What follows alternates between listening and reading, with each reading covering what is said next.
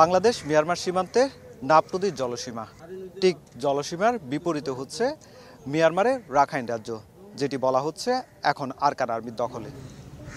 বাংলাদেশ মিয়ানমারের যে ট্রানজিট ঘাট রয়েছে সেই ঘাটের বিপরীতে এখন ধোয়ার কুণ্ডলী মিয়ানমারের অভ্যন্তরে, সেটি ঘণ্টাখানেক আগে থেকে জ্বলছে। এখনও পর্যন্ত সেই ধোয়ার কুণ্ডলী কিন্তু লক্ষ্য করা যাচ্ছে। ঘরবাড়ি আগুনে পুড়ে যাওয়ার সঙ্গে সঙ্গে যে ধোয়ার কুণ্ডলী, সেটি বাংলাদেশের যে টেকনাফ রয়েছে সেই টেকনাফ সীমান্তের নাফ নদীর বিভিন্ন পয়েন্ট দিয়ে সেটি দেখা যাচ্ছে, যার কারণে এখানকার স্থানীয় যারা বাসিন্দা রয়েছে, যারা জেলে পেশায় নিয়োজিত রয়েছেন, তাদের মধ্যে কিছুটা আতঙ্ক বিরাজ করছে। এখন আতঙ্ক একটু বেশি আছে, যখন বিজিবি প্রচুর টল দিতেছে, কারণ আপনার গোলাগুলি কমে গেছে।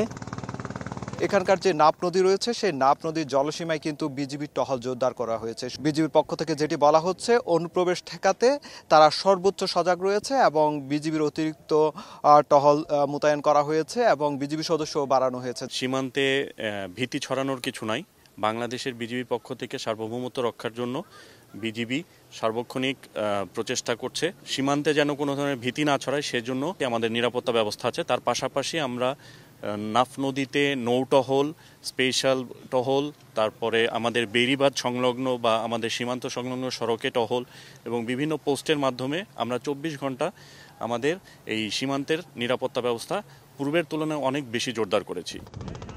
বিজিবির সঙ্গে আরও যে কোস্টগার্ড রয়েছে, কোস্টগার্ডও কিন্তু নাফ নদীতে তাদের টহল জোরদার করেছে। সুজাউদ্দিন রুবেল, সময় সংবাদ, টেকনাফ, কক্সবাজার।